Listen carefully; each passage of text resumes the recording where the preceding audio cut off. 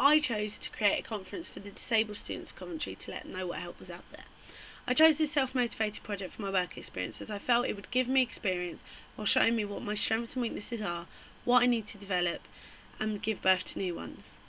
It was also a personal choice for me, as when I started university I struggled with the noise and it reflected on my grades. Once I found the Disability Office by accident, they helped me to improve my future, higher my grades, and to make me achieve things I never thought possible. So when a tutor came up to me and explained that another hearing impaired student was struggling as much as I did and didn't know where to turn, the next feasible project for me was to create a conference to show them what I could do and to help those that were feeling a little lost. In terms of my future career, I felt this would be a good experience public speaking, as I'd like to be a television presenter. I did find a strength that I didn't know I had during this. I had to become quite adaptable in the construction of the conference, as I had to change my schedule frequently depending on the guest I was contacting. This came in extremely useful when I had to cancel the conference, because the project itself meant so much to me. I didn't want to lose the information I'd gained, so instead I'm turning it into a YouTube channel, Voice of the Voiceless, which will allow me to create informative videos about different disabilities. This project was eye-opening for me. I walked into the project blind, so to speak. I had no prior skills, knowledge, or experience in public speaking, planning, or researching to this level. I'm committed to the fact I wanted to be a television presenter, and this opportunity offered me the perfect springboard to learn the skills needed to succeed.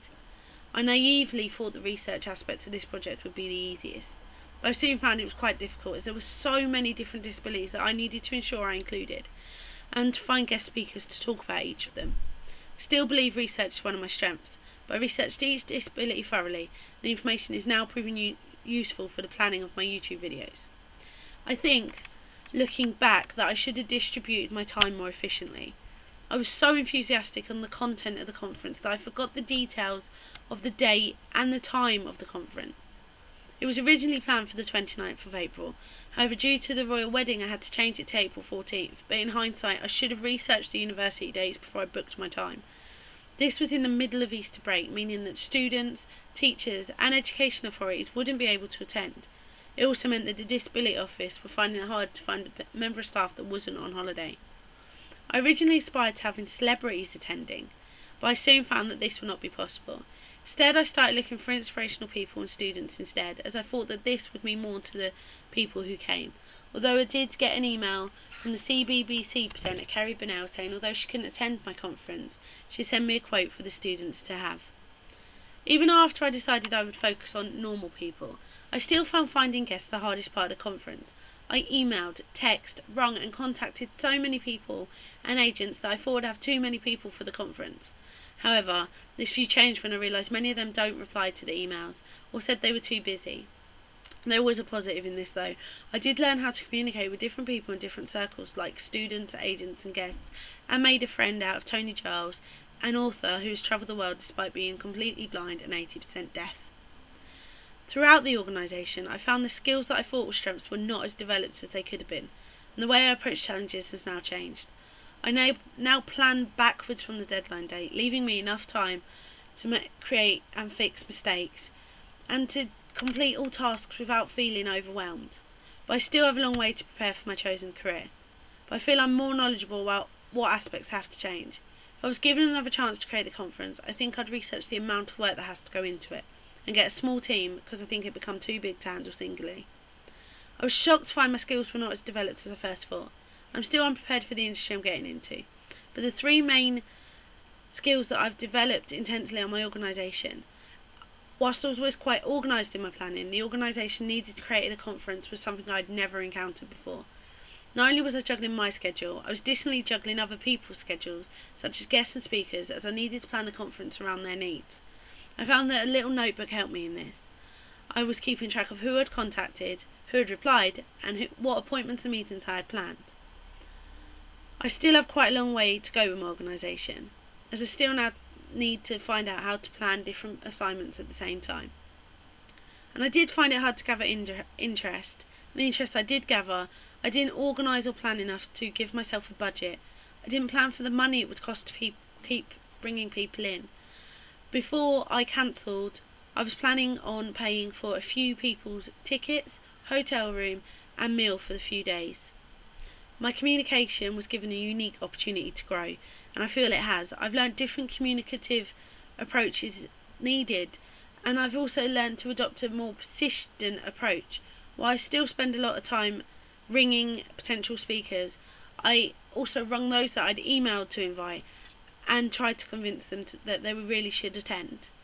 I did find it hard to gather interest from anyone despite the intensive advertising. I feel my naivety played a big part in this. I had to advertise to a various audience. I think I've learned more about advertising than any of the other practicalities. Thought that the advertising would be a simpler aspect of the conference, but I found it increasingly frustrating as the conference went on. Many people didn't want to respond to the adverts, so I didn't truly know how many people were coming. I'd send out emails to schools, colleges and universities within a 10-mile radius, and then spent the next day creating follow-up calls, finally finishing by sending advertising posters to the schools to place in their hallways. Unfortunately, I didn't get much response from this, but I still think it was the best way to do. As for teenagers and young adults, and the big organisations, the easiest way was to advertise through Facebook and Twitter. With this in mind, I set up an event page which gave it a widespread availability, but I still didn't get people saying they would attend. I placed posters around the university buildings, which hopefully sparked some interest in the students, but I didn't get any response from this at all. The poster design of the advert was the interesting bit. I had to communicate quite strongly with the photographer to find out the design and to finalise what I wanted, trying to create posters that weren't meant to be scary but were meant to show the symbolic loneliness and isolation of a person who's only seen for their disabilities was really difficult. Although these final posters were excellently produced, it took a lot of communication with the photographer to get the look I wanted. But practically, the assignment has opened my eyes to the major gaps in my job skills. Though I think I have a small amount of knowledge in each practicality, I have a long way to go in the next year before I can enter my future career. I also developed in a personal way, gaining the knowledge to know when to draw the line. I'd been working tirelessly on Voice for the Voiceless for the last 3 months, but to no avail, so a week before I had to cancel the conference.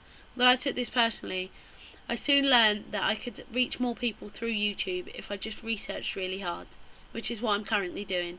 It will also give me a chance to get used to appearing on camera and to working on the clarity of my speech. But this experience has made me think about my chosen career in quite some detail. Before this assignment, I knew I wanted to be a television presenter, but I didn't know what sort of presenting I wanted to go into. I'm now certain that I want to be a documentary presenter, informing people of different topics and issues that maybe aren't addressed as much as they should be in the media. I'm currently applying for work experience as a runner in small organisations, so I think this will help me gain experience in a busy environment whilst also building my contacts. The conference didn't match my expectations in regards of planning and attendance, but the experience as a whole was invaluable for my chosen career and the project I choose to take in the future. The conference inevitably failed, both through lack of experience on my part, through lack of interest by the public. I think the lessons I wanted to learn when I first started this project have been met. Learned a lot about myself as well as people whom I had contact. I first approached this project with a tunnel view on my personality and what skills I thought I had, but this project made me re-evaluate all of them and find which ones I need to develop. I found that although I consider my organisation a strength, I need to break projects into lists rather than trying to complete them as a whole. The reality didn't just meet my expectations, it surpassed them. I found this project acted as a magnifying glass to my attitude in approaching high-pressure job roles. If I'm honest, I don't feel that I did that well in it. Although I did feel I did as best I could with the experience I had, I don't think I should have taken on such a big role on my own. Naturally, I lean to working independently, when, a lot of the time, it may be more productive to work as part of a team. Through this experience, I did build contacts with organisations such as BBC Ouch, who advised me to post videos on YouTube and to work at local stations rather than aiming big straight away. With this in mind, I have started the YouTube channel. I'm already a member of the local hospital radio station, and I am looking towards working for MKTV as a runner. So this experience has really helped. But although the final conference was considered a failure, the project as a whole was a success. You go into work experience with the intention of learning skills and making contacts that can improve your career in the future. I was given the chance to gain valuable experience through this assignment. I found new things that will need to be developed and improved before I go into my chosen career. but by working on the steps I've spoken about today, I think I just might be prepared to go into the television industry. Thank you for listening.